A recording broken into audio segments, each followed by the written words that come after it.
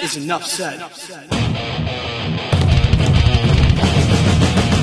Happy Monday, Heat Nation. How we feeling today, guys? Your boy Ernest here. Back with another Miami Heat Talk video. Before we get started, you guys would really appreciate if you can like, share, subscribe. We're knocking on the door to 5,000 subscribers. Thank you all so much for your continued support. Now, let's go on another Miami Heat Talk adventure. I said how we doing earlier today, you guys, but that's honestly a rhetorical question. I know Miami Heat fans are feeling great today. The Heat win last night against the Cleveland Cavaliers. Now, I really wanted to post a video last night, you guys. As I'm sure you can hear now from the video yesterday, my voice got shot at this wrestling show. Towards later in the day, my voice was basically gone. I couldn't speak.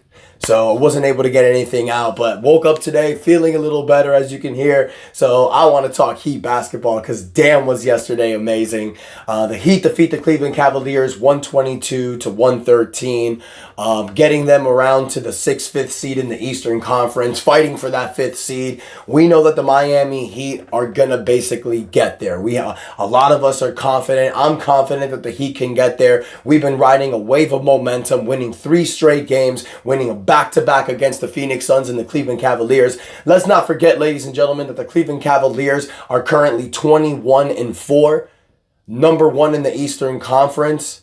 Now around the same fighting that 1st seed with the Boston Celtics, but they were having a great year, great record all year long. A great year led by guys like Evan Mobley, Jarrett Allen, Donovan Mitchell, and them. So the Miami Heat get a great win. And what does this mean for the Miami Heat? Well, this is the first time in this 2025 season, 24-25 season, that the Miami Heat look like they actually have a shot to contend in the East. We've known that this team, when the lights are brightest come playoff time, I feel that they can contend with anyone. But they haven't really been showing it this season. A lot of mediocre play, a lot of boneheaded plays.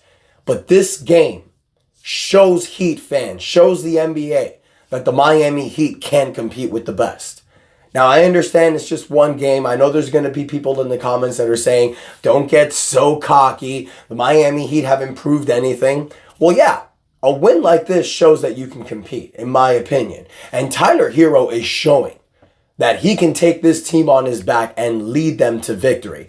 34 points last night, 7 assists, 6 rebounds. Again, flirting with the triple-double that Tyler Herro's been doing lately. You also get 16 points, 13 rebounds, 6 assists from Bam Adebayo, accepting that number 3 role, shining on that number 3 role. You get Jimmy Butler sliding in as the number 2 option, scoring 23 points, 7 for 11 shooting. Oh, excuse me, that was actually Duncan Robinson's numbers, my bad. Duncan Robinson was stepping up as the number 2 yesterday, you guys. But Jimmy Butler also contributes 18 points, 5 assists, 2 steals. You don't get a single score from Haywood Highsmith, but you know what Highsmith does out there. He provides his defense. He was a +9 out there. He's causing havoc for a lot of these players defensively. I'm also liking what we're seeing from this Miami Heat bench. I'm seeing that Eric Spoelstra is finally going with a consistent lineup off the bench, and this is led by Terry Rozier. You know, in the beginning of the season, we were all thinking that Jaime Jaquez Jr. was going to step up with that 6-man role. But it's been Terry Rozier lately with this new lineup that Spo's been going with. And a lot of us have said in the past that either Terry Rozier or Tyler Herro should come off the bench to provide that offensive firepower off the bench. It's not that Terry Rozier or Tyler Herro weren't good enough to start with this team. That was never my thought at all. It was more one basketball. You have Jimmy, Tyler, Terry, and Bam in the starting lineup. It's going to cause friction. Someone's gonna eat shit, as I've said in the past. And this year it has been Terry Rozier and Bam Adebayo. Bam has found his niche on the starting lineup. He's the do-everything guy. And he's rebounding like a beast lately, which obviously helps. He can focus more on that because Tyler Herro is taking more an advantage as a number one option.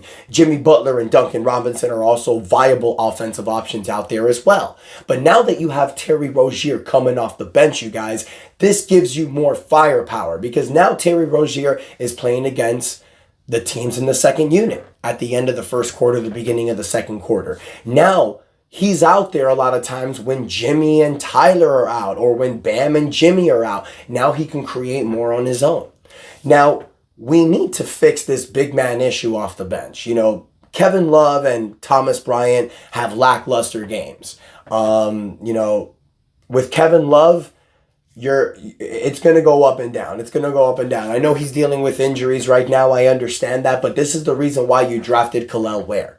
You want Kel'el Ware to be that guy, that presence coming off the bench. So I feel that Kel'el Ware, towards the second half of the season, especially now that he's playing with the G League affiliates, he can kind of get that backup center vibe. I'm hoping that that's what we see with Kel'el Ware. I love Kevin Love. I think Kevin Love is a viable option as the backup center. We've seen it all season long. You've seen those games where Kevin Love plays 15 minutes, but he comes off and gives you 15 points and 7 rebounds. How can you not love that from your backup center? But there's a reason why we drafted Kel'el Ware, to eventually be that guy. So that's what I want to see. Jaime Jaquez, you guys, definitely dealing with sophomore slumps. I also think it's because there's a lot of other options, but he only gives you four points in 16 minutes of play, 3 rebounds, 2 assists. Drew Smith has been the shining star off the bench these last 2 games. You know, he gives you 11 points off the bench, 4 rebounds, 2 assists. You know, I know a lot of people were throwing jokes around the name of Drew Smith. I know there's a few people in the comments that I've seen that have really, really supported Drew Smith, but we see why Eric Spoelstra plays him. He's an Eric Spoelstra guy. He's a do-everything guy. He has defense tenacity. He hustles. He dives for the loose balls. He can hit the 3-point shot occasionally. But last night he goes 3 for 6. He's a great Eric Spoelstra guy, kind of like a Gabe Vincent.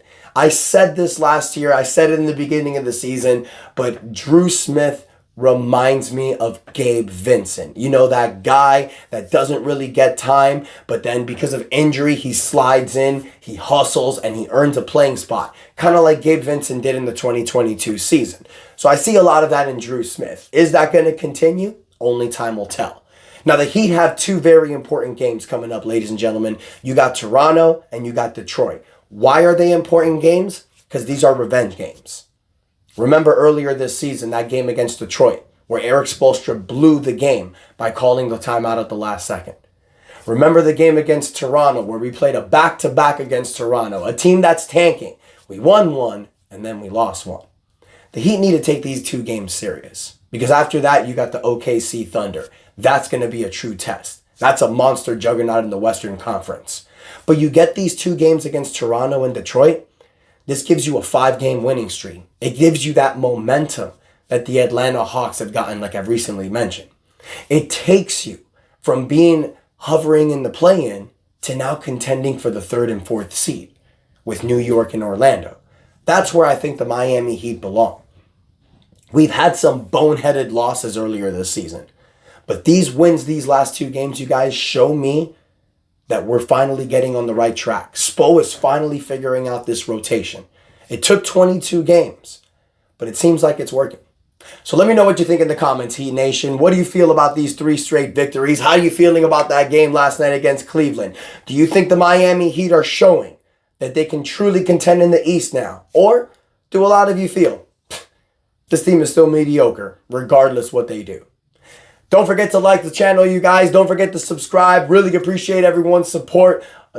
Feeling better. The throat's getting good, so can't wait to be at 100%. But I'm always going to try to give you guys as much content as I can. And until next time, your boy Ernest out. That's enough said. Yeah, buddy.